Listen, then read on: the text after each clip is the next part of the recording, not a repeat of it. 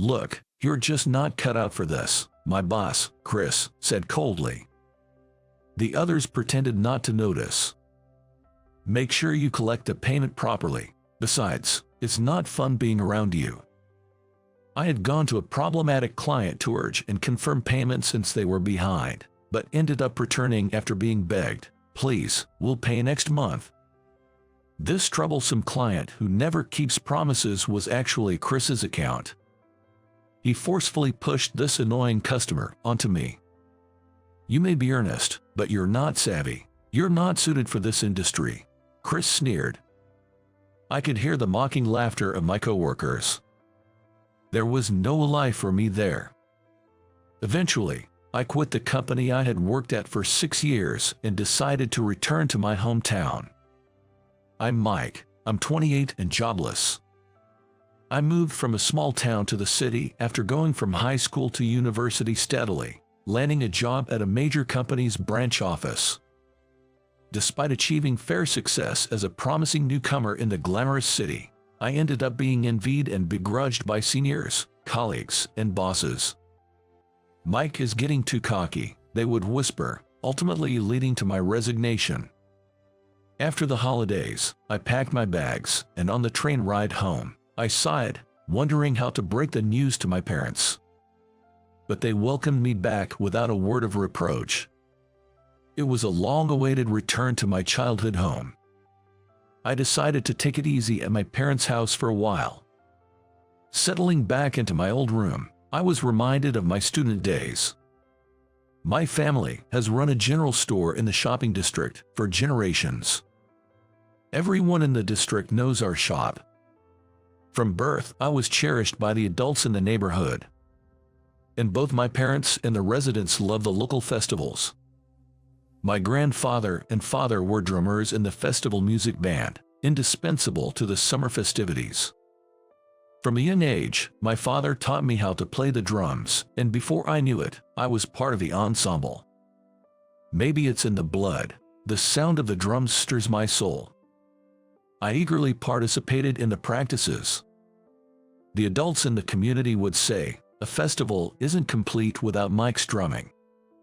I would practice with the adults several times a week, not just for our neighborhood festival, but also performing at events in neighboring towns. The sound of the drums lifted everyone's spirits. In school, I was a well-liked figure with many friends. But children's interests are fickle. As my classmates' interest in drumming waned, and I hung out mostly with adults, friends gradually drifted away. Even after starting middle school, I continued to engage in drum practice, which, unbeknownst to my peers, made me the subject of odd looks. By this age, a so-called social hierarchy forms in class. Ken, a handsome soccer player, reigned at the top. His father was a well-known company president, wealthy, with excellent grades, and popular among the girls. Fans from other schools would even come to watch his soccer practice. I joined the newspaper club and spent my free days drumming. Not from a wealthy home and with only average grades, I found myself ranked low in the social order and became a target for Ken's teasing. "Do you actually enjoy life, drumming with old folks? That drumming is essential for our community events. Come listen sometime, it'll cheer you up." Community events, how lame. Ken and his entourage would burst into laughter. Being in an inconspicuous club and mostly involved with community events, I was ridiculed as uncool and too serious, eventually being treated like a contagion, as if hanging with Mike will make you old. I took out all that frustration on the drums. Unfortunately, I was in the same class with Ken until the 3rd year of middle school. While I was fed up, I can't forget the opening ceremony that year. Into our unchanging class came a new student. The transfer student, Emily, appeared to be the daughter of a major company executive, petite but well-mannered, with fair skin and long black hair that caught everyone's eye.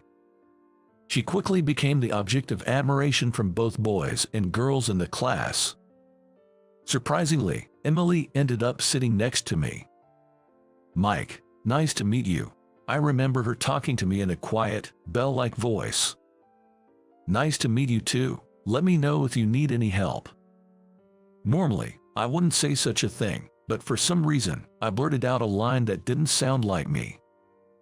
However, I felt that Emily seemed a little relieved to hear it. But after school, Ken and his followers would confront me with nonsensical accusations like, "Don't get cocky," and "Don't you dare do anything weird to Emily." I thought it was unnecessary to go that far just because I sat next to the class beauty, but after every class, I was forcibly shooed away from my seat with a mic, "You're in the way," as the whole class flocked around Emily. Emily seemed to have after-school activities, as she often went home right after class.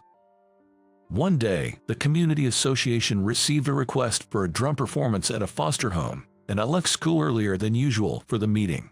On my way home, I stumbled upon Emily. Even though we sat next to each other, we had never really talked, but I found myself calling out, "Emily." She turned around in surprise. "Hey, Emily, are you going to your after-school activity today?" I asked nervously, and she replied with a sigh, "Yes, I have lessons again today. It's violin lessons today. I like it better than studying, though." "Violin, huh, that's cool. I've been learning the drums since I was a kid." I immediately regretted my words. I was thinking that community drumming couldn't be compared to her violin. But Emily's eyes widened with interest. "Are you talking about taiko drums?" "Yay, that's right. I play with the guys from the community association during festivals and stuff." "Well, that's amazing. I'd love to see that." Her unexpected response left me dumbfounded. Seizing the moment, I gathered my courage and invited her. "I'm playing at the summer festival, so if you're free, you should come." "Okay, it's a promise," Emily replied with a smile. I could feel my face flushing with heat.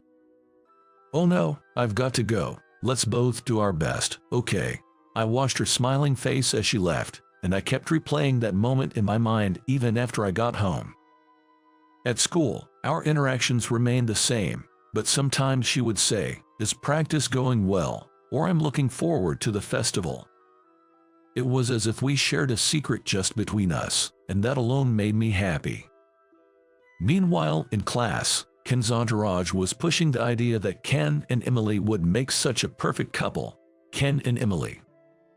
Sure, they are both attractive, and maybe they would be a good match. But still, I felt an uncomfortable fog settling over my heart. Ken was getting pumped up, saying he would ask Emily out. He told his groupies to invite Emily to come watch his next soccer game for support. It looked like he was using other girls to make sure she would come. Emily initially declined, saying I have lessons on that day. But after persuasion from everyone, she agreed to go and support the game. This bothered me, and I became restless. But the day before the practice match, Emily said to me, "Good luck with your practice. I'm really looking forward to the festival." Boys being simple creatures, just that made my heart soar. I heard after the break that Ken's team had a big win in the soccer game, thanks to his performance. But something was off in the classroom that morning. Both Ken and Emily were silent. During the break, the girls crowded around Emily. "Come on, you've got to respond to Ken's feelings. What's wrong with Ken? He's so cool." Apparently, Ken had asked Emily out in front of everyone after the game. But Emily didn't respond and just went home. Cut it out, guys. Emily's just bewildered by the sudden move. Unexpectedly, it was Ken who intervened. However, his forced smile suggested that his pride had been wounded and he was trying to hide his desperation. From that day on, Emily became quieter and stopped talking to me. Then came the last day of the semester. "Good luck with the drumming. I'm rooting for you." After the ceremony, as I was about to leave, Emily spoke to me with her usual smile. But that was the last thing she said to me. She didn't come back for the start of the next semester. Our teacher said that Emily had transferred again due to her dad's work. I never got the chance to show her my drumming after all. Ken quickly started dating another girl, and Emily was gradually forgotten by the class. Years later, I found myself thinking about Emily again. She was someone I couldn't forget. Maybe my first love. But as an unemployed guy, I couldn't afford to dwell on memories. I decided to take a break at home and look for a job. It didn't take long for the community association folks to find out I was back, and the neighbors, who had aged quite a bit, came by to say hello. "Hey, Mike, you got some free time now, right? How about hitting the drums again? You're back for a reason. Let's play together." The community drumming had continued even after I'd left for a job, and it seemed they were often invited to perform at festivals and events. There was a performance at the community center coming up, and everyone was asking if I would join. I hesitated at first, but remembering Emily, I decided to go to practice. Mom and Dad encouraged me, saying have fun. After years of not playing, I was plagued by muscle pain, but my skills hadn't faded. The kids still got it, the community members said, satisfied. The performance at the community center attracted a big crowd. When we started playing, I could feel the audience being drawn in. At 28, I was the youngest, but the other members' skills hadn't declined at all. When I struck the final beat, the applause was thunderous. I felt elated by the performance. "Your playing was terrific." An elderly woman in a wheelchair approached me after the show. She looked very dignified with glasses. "Your performance gave me such energy. Feels like my injured leg will heal faster now." "Thank you, it's great to hear that," I said. "When's the next show? I'll definitely come to watch." "Well, I'm actually job hunting right now, so I'm not sure when I'll play again." I found myself sharing more than I expected. "You better find a job fast. I want to hear you play again. What kind of company would fire someone like you?" She was inquisitive, but I didn't mind and ended up chatting with her for a while. "You're 28, that's the same age as my granddaughter. She was just here," but just as she was about to continue, the community folks called out, "Mike, help us clean up, will ya? Thank you for today. Hopefully, we'll meet again if fate allows it." As I joined to clean up, I saw a young woman coming to pick up the elderly lady. "Hurry up, don't want to overstay our welcome." I was rushed to help with the cleanup, and soon the two ladies were out of sight. My drumming had the power to energize others. The words of that woman made me feel glad I had continued playing drums.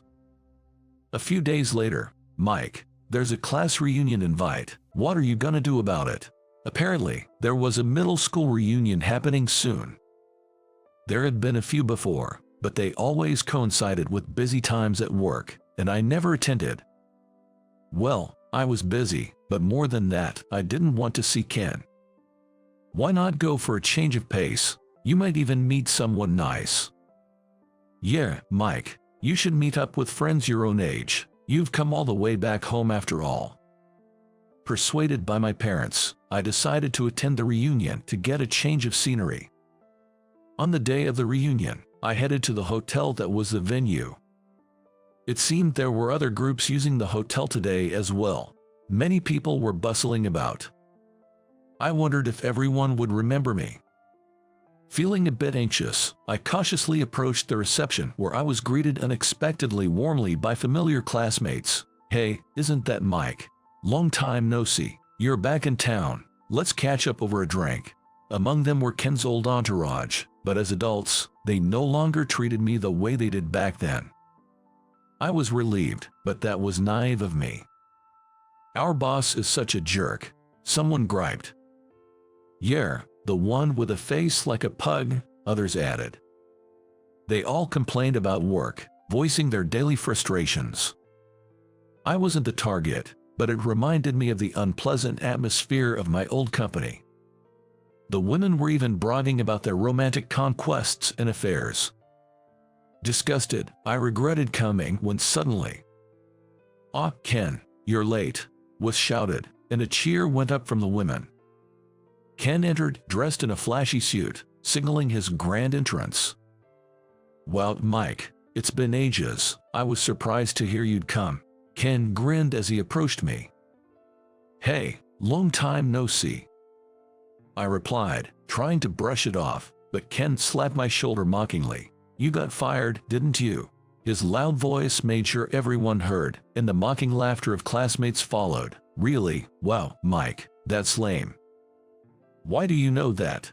I heard from Chris that his company hired some loser. He's a senior from my college. It was a surprise that Ken knew Chris, but their similar vibe made sense. Seen you on social media, still drumming with the old guys. If you've got time for that, you should be job hunting. Ken mocked. My drumming at the local events was all over social media. To my classmates, it seemed ridiculous, and they snickered. I was about to leave, annoyed, when something cold splashed on my face. Ken had thrown his beer at me, eliciting more laughter. Hey, don't ignore me. You're still boring as ever. That's why you don't have a girlfriend. A jobless single guy. You are pretty much done for. The crowd laughed even harder. I wiped my face with a handkerchief, feeling miserable. What a mess. Typical you. Emily's coming today, you know. Emily. My heart raced and my face felt hot at the mention of her name. Oh my God, that Emily is going to come. All the memories came flooding back. But I was too miserable, wet from the beer, wanting to disappear. I wonder if Emily's still single. She must have a handsome boyfriend by now. The classmates speculated, but then someone shouted, "Here comes Emily." There she was, after several years. Her long black hair flowing, her fair skin, and her firm lips. I was in awe, even as I wiped the beer from my face. Hey, you're here to see me, right? Ken joked, reaching out to her. But she brushed his hand aside and strode straight toward me. Emily took out a white handkerchief and began wiping my face, and I heard bewildered voices from the people around me. Stop it, you'll get dirty. What's the big deal? Mike is my boyfriend, Emily declared. I was as surprised as everyone else. What? While Ken frowned unhappily. Come on, knock off the bad jokes. Don't associate with this loser. Ken raised his voice in annoyance. Go have tea with the old men. You're an eyesore. Get lost. As he said this, he tried to separate me and Emily. Come on, let's go have a drink, Ken said, trying to pull Emily away forcibly. Ken, there's someone I'd like to introduce you to, Emily said, shaking off his hand. What? Are your parents here? That's troublesome. Ken smirked. It was then that a familiar female voice interjected, Ken, you seem quite full of yourself. The owner of the voice was an elegant elderly woman in a business suit.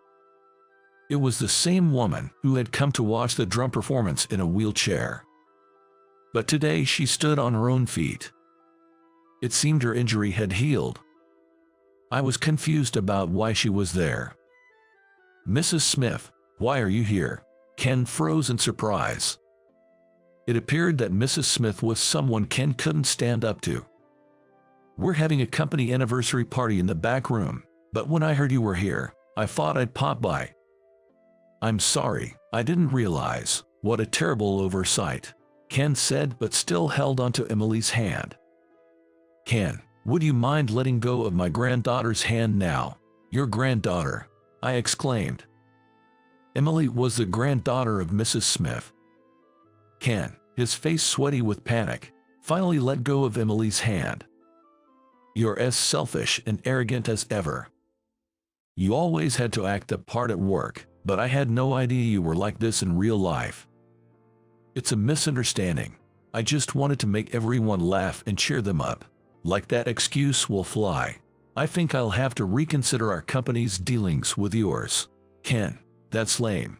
The cronies started among Ken's entourage as Mrs. Smith and Emily looked at me intently. Your drumming really touched my heart. It healed my injury so quickly. That's what it means to uplift people. I saw that performance too. It turns out Emily had been at the venue too and had heard my performance. I had left to help with the cleanup, but at that moment, it was Emily who had come to pick up Mrs. Smith. I always regretted moving suddenly in middle school and not being able to hear your drumming at the festival, but I guess fate works in mysterious ways. Emily smiled, probably the brightest smile I'd ever seen from her. Ken, having lost his earlier bravado, mumbled an excuse about having something to do and left the reunion hastily. His cornies soon followed suit, and the reunion quickly wound down. Emily, talk more with him. Don't be so quiet like you used to. It won't do, Mrs. Smith advised. Mrs. Smith gave Emily a gentle push on the back and then headed to her own company's party venue. Emily and I made eye contact. Since we're here, do you want to grab a drink? I was nervous and couldn't keep eye contact, but Emily nodded happily. We then talked about the times when we were students. When she transferred to our school, Emily was worried about fitting in. The social hierarchy was already in place, and she couldn't feel at ease in that oppressive space, but she felt a sense of security with me, who was always calm and had a peaceful aura. That day at the community center, I really wanted to talk to you, but it had been so long, I didn't know what to say, and before I knew it, I couldn't find the words, but I thought maybe I'd see you at the reunion, so I decided to go. I'm glad I got to see you, Mike, but sorry for lying about being your girlfriend. She apologized, but honestly, what man would be upset by such a claim? All I could do was respond with an awkward laugh. Emily had moved back to town this year to help with her grandmother, Mrs. Smith's company. Grandma keeps saying her injury healed thanks to your drumming. When I told her you were my classmate, she insisted I bring you along. And actually, the company is hiring now. Would you like to try out for an interview? Me? Really? Just a referral. But don't say just me. You should have more confidence, especially with how wonderfully you play. Emily encouraged me. After a few days of consideration, I decided to interview with Mrs. Smith's company. I got the job and spent several months training at another branch out of state. This company didn't have anyone like Chris or Ken, and when I met Mrs. Smith again at headquarters, she gave me her full approval. You look good. I'm counting on you from now on. Emily and I ended up in different departments, but she often makes time to see me, and we spend our breaks together. Take good care of both your work and Emily. Thanks to you, she's been smiling more lately, and let us hear your drumming again. I'm looking forward to the next time. Mrs. Smith would jest. The drumming I've done since childhood has brought this connection. It always gives me energy and strength. And whenever I think of Emily, my heart pounds like the beat of a drum. I haven't been able to share my feelings with her yet, but one day I hope to convey them properly. Phew, there's still so much left over. My name is James. As I looked at the convenience store ready meals that were about to be discarded, I sighed. Even though they were past their expiration date, it seemed such a waste to throw away so many meals. I knew the value of food, that's why I thought it was such a pity. By the way, I wonder how that girl is doing. While staring at the ready meals destined for the trash, I was reminded of something. My family runs a convenience store. But when I was little, I often felt bad about it. In elementary school, there were days when we didn't have school lunch and had to bring our own packed lunch. Mine was always from the convenience store. James, doesn't your family make you a packed lunch? My mom says it's a waste to throw away the unsold ready meals, so this is fine. Unsold? You mean like the ready meals that are going to be trash? That's kinda harsh of your mom, isn't it? It might be hard to imagine now, but back then, on days when we needed a packed lunch, my parents would have me take one that was meant to be discarded. Other kids might buy their lunch at a convenience store if their parents were busy, but no one else's parents sent them with a ready meal that was going to be thrown out. That's why I felt ashamed of eating those ready meals and sometimes secretly threw them away. What are you doing? That's such a waste. If you're not going to eat it, give it to me. A girl in my class once said that to me. I wonder if that girl is doing well. As I took the unsold ready meals to the trash area behind the store, I muttered to myself, "Are you going to throw away that ready meal? What a waste." Suddenly, I heard a voice from behind me. When I turned around, there was a woman without a hint of makeup, smiling at me. I wonder, who is this person? I feel like I've met her somewhere before. "Excuse me, you are. Sorry for speaking to you so suddenly. I was just feeling nostalgic when I saw this convenience store still here. I used to be taken care of by the son of this place when I was little." Could it be Kayla? Her name was Kayla. She was known in school for never bringing her own packed lunch. Her lunch was either made by a teacher or she would get some side dishes from someone else in the class. Could it be James? When I called her by her name, she suddenly brightened up. "That's right, James. Now I'm running this convenience store as the owner." "Really? How are your mom and dad?" "They're doing well. Now they're taking it easy and leaving the store to me." "It's nice to hear that. Everyone seems to be doing well. I'm so happy to have seen you after such a long time. I'll come by again if I have the chance." With that, she was about to leave. "Hold on a sec. You came here for me, didn't you?" I found myself calling out to her reflexively. "Hey, you are eating 3 meals a day now, right?" "Yeah." Her voice was weak as she looked down, perhaps indicating something was amiss.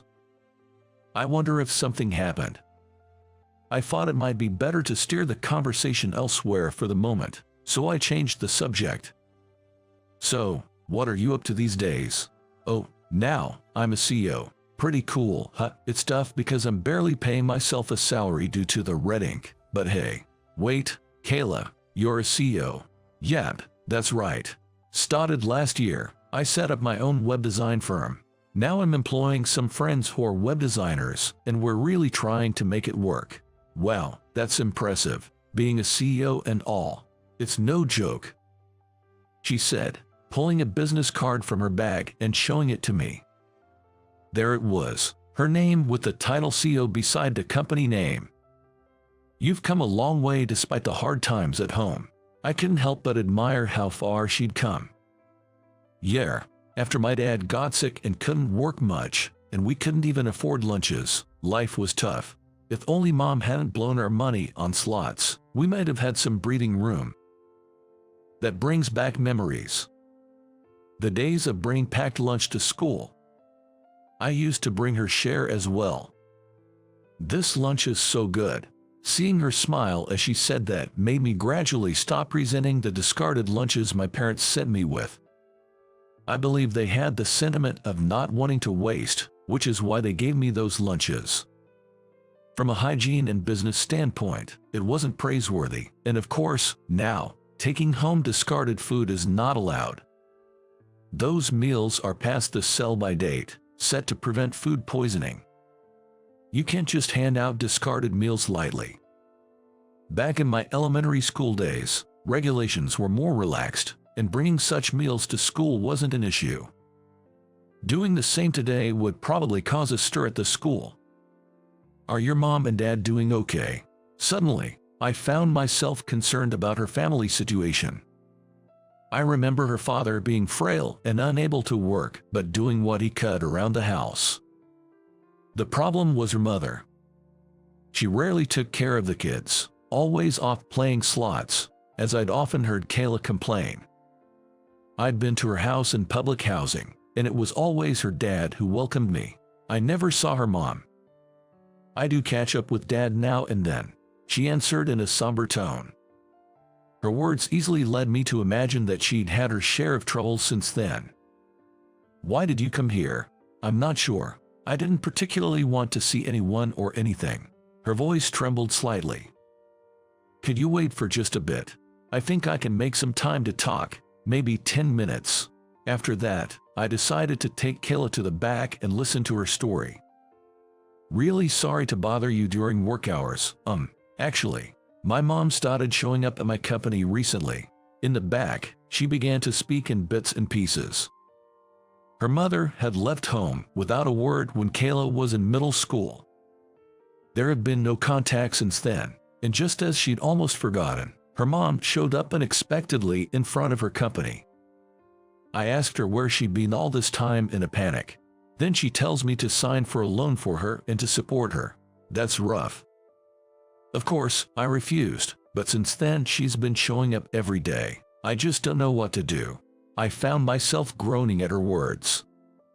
This wasn't going to be an easy problem to fix. Did you talk to the police? They said since there's no criminal activity, they can't really do anything. I see. I fell silent at her response. I wanted to help her somehow, but it seemed like there was nothing I could do. That's why I came to ask for a favor. A favor? I started to think if there was anything I could do. Would you mind watching over me while I drive my mother away? What? I could understand her wanting to drive her mother away, but why did I need to be there? I mean, I don't think you need me for that. I just need some courage. That's why I want you by my side. She clasped her hands tightly and looked down. Seeing her like that, I couldn't help but say, "All right, if just being there helps, I'll do it." "Thank you." Her face lit up with a smile. That smile made my heart skip a beat. A few days later, I was standing in front of her house.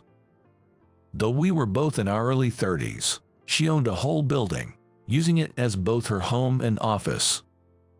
I knew she had gone to a reasonably well-known university after graduating from a local high school, but I never imagined she would become such an accomplished woman. Yet here she was, her hard-earned present being threatened by her own mother. She was trying to change that situation with her own hands. "Look, that's my mother." She pointed towards a female figure in front of the building. There indeed was an elderly woman who bore a slight resemblance to her. "Please, stay here." With that, she approached the woman. Then the woman, with a grin on her face, said something unbelievable. "Today's the day you'll pay me my living expenses, Kayla. You do have a duty to take care of me, don't you? You're my daughter, after all. Come on, because of you, Kayla couldn't even bring a packed lunch to school, and now you expect her to take care of you. What's that about?" As my inner voice grew louder, I heard her speak. "I'm sorry, but I don't consider you my parent anymore. Please, stop following me around." "Oh, you think you can say that to me? I could always ask someone scarier than me to come ask you." Seeing the woman's sly grin sent a chill down my spine. But Kayla stood her ground and retorted, "I'm not the child anymore, the one you stole Dad's money from. I'm an independent adult now, so I'd appreciate it if you'd stop involving yourself in my life. I've already consulted a lawyer about this, and I'm well aware of where you've been borrowing money from. I could easily tell the debt collectors where you are." "What? You're threatening me?" The mother raised her voice in anger, but Kayla continued, "This is a proposal. If you stay away from me, you can live peacefully. What do you say?" She held her mother's gaze and went on. "I've also met a few people who say you've run off with their money. Would you like me to tell them where you are to? How did you get that kind of information? I'm not just a child who obeys you anymore. Don't underestimate me." "What? You're getting too big for your boots." Her mother glared at her and spat out those words. But thinking better of it, she quickly left the scene. She had won. The moment I saw that scene, I was certain of it. But in the next instant, for some reason, her mother turned around and swung her arm high. Her eyes widened. At that moment, my body moved on its own. I grabbed the arm that was about to slap her cheek and glared at her mother. "Hey, what do you think you're doing? Just a friend of hers. Go ahead, hate her if you want, but I'll be calling the cops then, okay? Ugh, do whatever you want." Her mother shook off my hand and fled the scene as if running away. "Kayla, are you all right?" I rushed over to Kayla, who was behind me. She stood there dumbfounded. "Yeah, I'm fine," and she gave me a deflated reply. Afterward, she took me to a nearby restaurant. She wanted to treat me to a meal as a thank you. "I never thought I'd be protected by you," Sorry, I just acted without thinking. No, I'm just thinking. This is the second time you've protected me. Was there another time before? Yeah, I was so embarrassed that I couldn't bring a packed lunch to school, but then you started bringing an extra lunch for me, and I was truly grateful. I didn't have to rely on teachers or anyone else anymore. Really, I was so thankful to you back then, James. Nah, I just did what I could. Yeah, you always said that whenever I thanked you. Remembering those words, that's why I was able to stand up to my mom today. Kayla, I never imagined that the lunches I shared with her back then gave her such courage. Hey, do you think we could meet up once in a while? I feel like I could become stronger if I'm around you. Of course, I'm there for you anytime. I smiled in response to her words. And there's one more thing I want to ask you. What is it? At my workplace, we've been passing on food that people have at home, stuff that's close to expiration, to a kid's kitchen run by an acquaintance. If you could. Yeah, of course, I'll help. I've got things like instant noodles and ready-to-eat meals stocked up. I'll ask my folks about it when I get home. Maybe even talk to the deli about it. Really, that make me so happy. Throwing away leftovers is a waste, not just in terms of effort, but money for the store too. Personally, I hate waste, because, you know, it's just too wasteful, right? We inadvertently looked at each other and laughed. That evening, when I got home and told my parents about Kayla, my mom said, "That girl has really grown up, becoming quite the businesswoman now." It does feel pretty good. They both remember the lunch issue from when I was in elementary school. Our family store being independently owned and all, it's always been hard to just throw away food. We were never giving out food that was days old or anything. My parents seemed pleased as they talked. I think Kayla understands better than anyone the pain of not being able to eat. That's probably why she started doing what she does. I want to help too. I was thinking of using our store as a collection point to gather food from neighbors that they can't finish and donate it. That's a nice idea, as long as it's unopened and can be stored at room temperature, I guess. She's really turned out to be a responsible young woman. Bring her over again sometime. I will. We've got some meetings and stuff to discuss anyway. Later, Kayla showed up all dolled up and in a sharp suit, and she bowed deeply to my parents, saying, "Thank you so much for everything. Wow, you've turned into such a beautiful young lady. We're delighted. I grew up on the meals from here, so it's probably thanks to that. My dad sends his regards to you too. How is your father doing? He's been able to get out more on my days off recently. Someday, he wants to come over and thank you properly," Kayla said while handing over a box of pastries to my mom. And just like that, our family reconnected with her after several decades. A few times a week, we deliver food collected from neighbors, and the support for the children's diner was greatly appreciated by the working moms holding down the fort at home. One day, Kayla said with deep emotion, "The reason I want to contribute to the children and their mothers is that you and your family helped me out back then.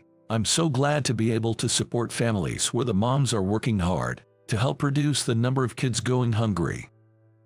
I gently hugged her shoulder as she spoke, a hint of her past struggles in her voice. Our efforts were later featured in the news as a contribution to the community, and eventually, we were both honored by the local government. Now we are working hard together to establish a food bank. We've made a pact to deliver smiles to the children who are suffering from hunger. That's the promise we've made to each other.